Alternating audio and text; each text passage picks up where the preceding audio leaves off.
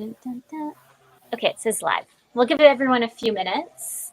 I'm excited to do this again with you. Me too. Can you hear that? Is it really loud? I can just hear you. Oh, I don't hear anything that's else. good. Well, it's just distracting me, I guess. Get a little I have background noise. someone's cutting the yard. I'm guessing. I'm going to guess it's my. To be honest, because it sounds like it's right underneath my window, or else I would have shut the window if I knew he was doing that. Anywho, well, thanks for coming on live with me today. We'll give everyone like a few minutes. For anyone coming and listening now, we're just kind of doing like a regroup from our conversation from the radio show yesterday and bringing in kind of like any kind of takeaways and seeing if there's any additional questions that maybe sparked somebody's idea, thoughts, or whichever into the chat here. And we can kind of address them as well. Overall, what we chatted about yesterday was about time management, how moms, parents can struggle with sometimes balancing it all, what boundaries look like, and also like how to have the quote unquote perfect summer, because I don't think that's the sailing we should really say. But maybe now that's been a few minutes, we can do like a quick intro. Jill, you can take it away. Yeah, awesome. This is so much fun always to come on with you. And I like that we're having the opportunity to sort of do a debrief after the radio show yesterday. For anyone who didn't catch it or who doesn't know me, my name is Jill Wright. I am a time management expert, and I help busy moms and entrepreneurs really just get their time back under control so that they can feel like there is enough time to do everything that they want to do, and in a way where we're balancing productivity and rest and self-care in the equation as well. Love it. And it definitely is needed for sure, because I feel like we're always on this like hustle culture, really. Like if you look in different areas and parts of the world, like Italy, for example, like it's just, I'm trying to remember university talk, like, polychronic time. Yeah, I got it. And another one, and like how Italy kind of functions too in different areas, really, different countries. You'll see like we're over in the West Coast area, like our area specifically, like we're just kind of like always going. It's not natural for us to kind of take that minute. Like it's unheard of sometimes to take that minute to stop, freeze, reevaluate sometimes, because we're just always on to the next piece. And I'll do the little introduction on who I am. I'm Brittany Ashley, and I own a company called Creative Dynamic Virtual Services. In general, we are a virtual assisting marketing team and really online business management team. So we look at the full business inside and out, and we pair you with individuals on the team that can assist from administration, marketing, system setups, everything in between. The biggest thing that we've been doing right now is business audits, which I've been actually loving, because it's really taking a look at where you are now in the business and how we can make a tailored plan for you on to scale it up or make sure that the systems are in place. And what's also different about us is that certified business coach, imposter syndrome coach, and trauma-informed Tom practitioner with money trauma. So I kind of mold it all in together underneath Creative Dynamics in essence, and what we're so different. But yeah, I'm really excited to dig in on time management, like what our takeaways were a little bit on that.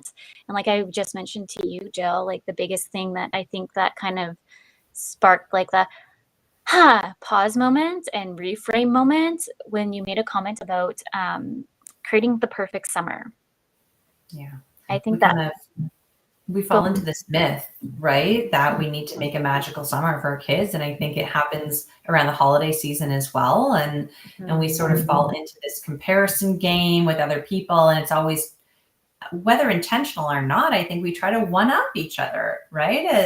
As parents, especially as moms. And it's like, oh, well, I want to make sure that I fill my kids' entire summer with fun things that they'll remember forever. And meanwhile, we're stressed out and everything is a mess and we're not present enough to enjoy it. And I really encourage everyone to like take a step back and see what you can maybe take off your plate this summer and just create space for the magic to happen naturally, right?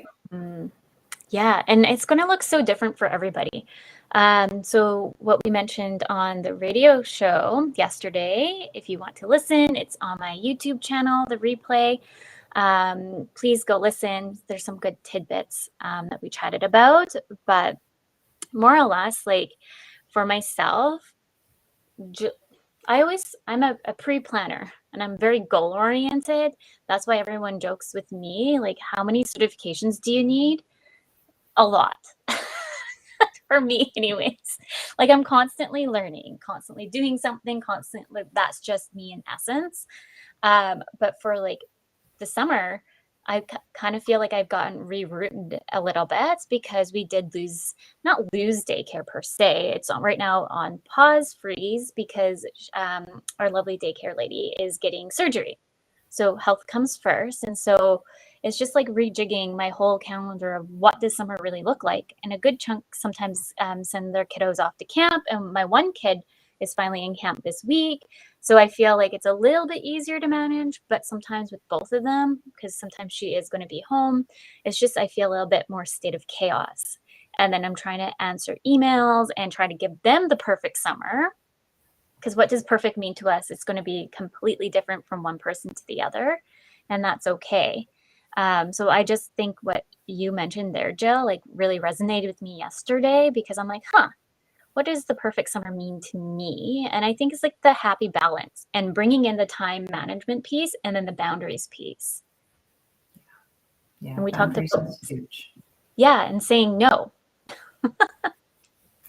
How do we say no? It's so hard. It's so hard, especially because it often comes from this place of wanting to help, right? And wanting to give and wanting to support and be there and make everyone else's life easier. And I think that this idea of saying no can feel really harsh to some of us because it does come from such a loving place. Mm-hmm. And that's the work of boundaries, right? I like to offer a reframe for boundaries for folks. Like instead of thinking of it like you putting up a wall and saying no to someone, you can think of a boundary as you saying yes and let me show you how I need that to happen. Or Mm-hmm. yes, but here's your role in that, right? Yeah. And so you're sort of showing people exactly what you need to be able to show up for them. Mm-hmm. And to be clear is to be kind. I think, I don't know who says that, but I hear that all the time. And so if we can just feel comfortable enough to know what we need, first of all, right? We talked about that too. We got to understand exactly what it is that we want and we need to be able to prioritize it.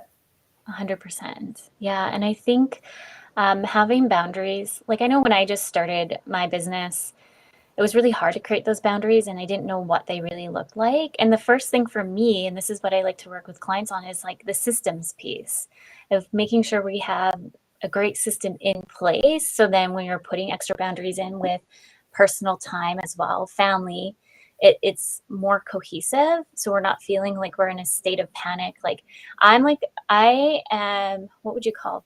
I don't, I want to say like an email junkie, but not an email junkie. Like I need my inbox clean. Like Yeah, same. folders and folders. And sometimes I folder myself. I can't find it. But like to me, that's a sense of calm, I guess, knowing that I've responded to the emails. But I knew when I was having my kiddos and when they just came around that I couldn't always be in the state of like, I want to say panic sometimes of answering in the 24-hour time frame and or when we're in the summer time frame. So like after we get off today, I plan to respond to 2 more emails that I received their email and not do like a full confirmation like of a like sometimes I'd have to pre-plan, but yes, I received your email. I'll get back to you once I review X, Y, and Z. And then go take my son out to the park because he's been waiting all day for me. And I feel like, and that's part of the guilt too, like trying to like do the live and or do a strategy meeting over here. And I still feel so guilty, even though like I've done my check-ins, he's happy, he's doing his whichever crafts, he's good to go. But there's still that sense of guilt. Maybe there's some kind of mechanisms that you might have that kind of like, I don't think the guilt will ever go away, but maybe to alleviate some of that guilt. 2 things. Yeah. One is really to be present where your feet are and not worry about like if you're in work mode and you feel confident you set your kid up and someone else is looking after them, like Yeah. be at work. be at work, have your work hat on, be fully in wherever you are with whatever task you're doing. Yeah. Then have a little bit of a transition ritual, like shutting down your laptop, taking off your glasses, blowing out the candle, to transition you into the next phase, right? Like, okay, now I'm in mom mode. Now be where my feet are with my kid. You don't want to be thinking about those emails when you're with your kid. Be present. You know that you left your office, you know, like you sort of dotted all the T's, crossed all the I's, closed all the tabs, all that stuff, and be present where you are. And one thing that I just reread in her book, but I had Julie Cole on the podcast. She's a founder of Mabel's Labels, and she's got 6 kids. And when I talked to her about mom guilt, because she's running this empire and has 6 kids, and she's like, honestly, Jill, like if something makes me feel guilty, I just change what I'm doing. Like if it's triggering guilt, I don't have time for that. I just think, okay, I'll do this differently next time. Right. And so she just doesn't make space for it, which I think is really, really cool. And I think so many of us are busy enough that we could also try that. Like, I don't have time for this guilt thing. We're just going to make adjustments as we go, and we're doing the best we can. Yeah.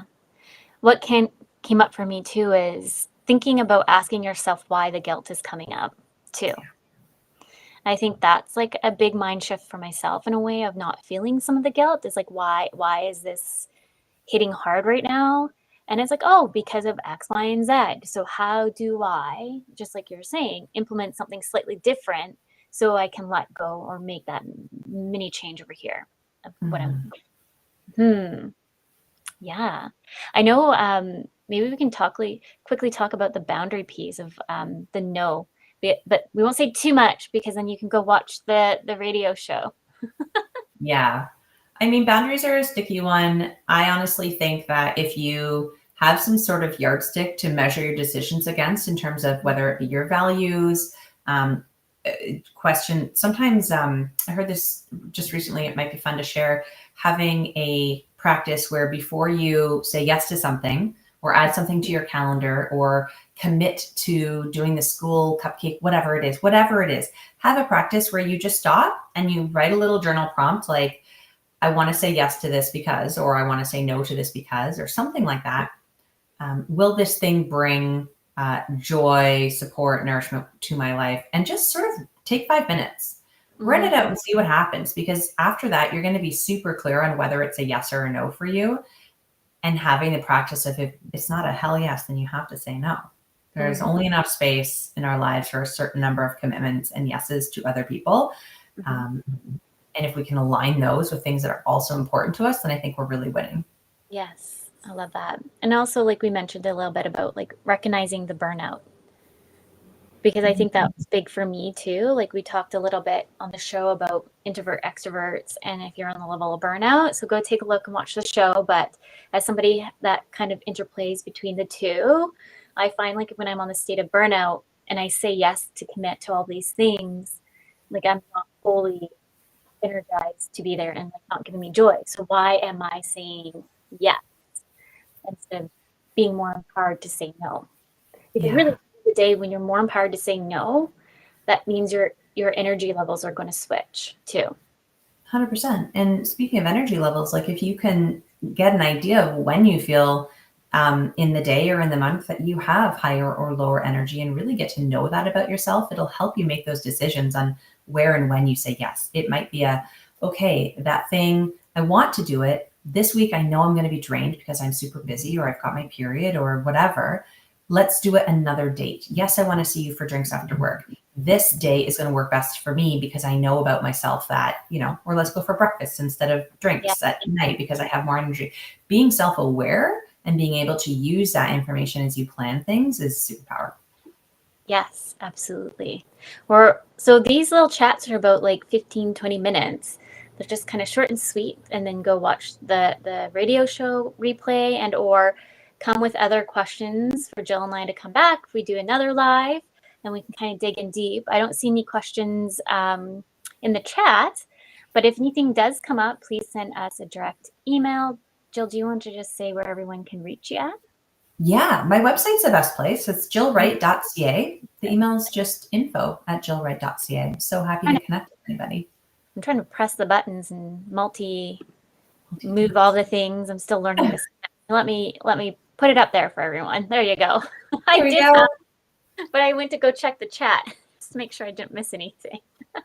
There you are. And then for myself, please connect with me at creativedynamicsva.com. I wear many hats, but I really love to systemize and organize the businesses as a whole, inside and out. So if you're looking for any kind of business audits, myself and Adriana love to really dig into those and strategize with business owners on those. For the conversation today, if you're a parent, a mom struggling with time management, just take it one day at a time, I would say, and give yourself grace, because we're still trying to like make it all work and raise humans. It's hard. It really is. Yeah. It's hard for everyone. It's hard for Brittany and I. We might be up here giving advice and having the seat of the expert, but we struggle too. Everyone is in it. We're all figuring it out. Give yourself some grace. Yes. And you never know what's happening behind the scenes. So that's why I always to be kind. But yeah, well, thank you so much, Jill, and everybody who's listening. Please reach out to us, and we can't wait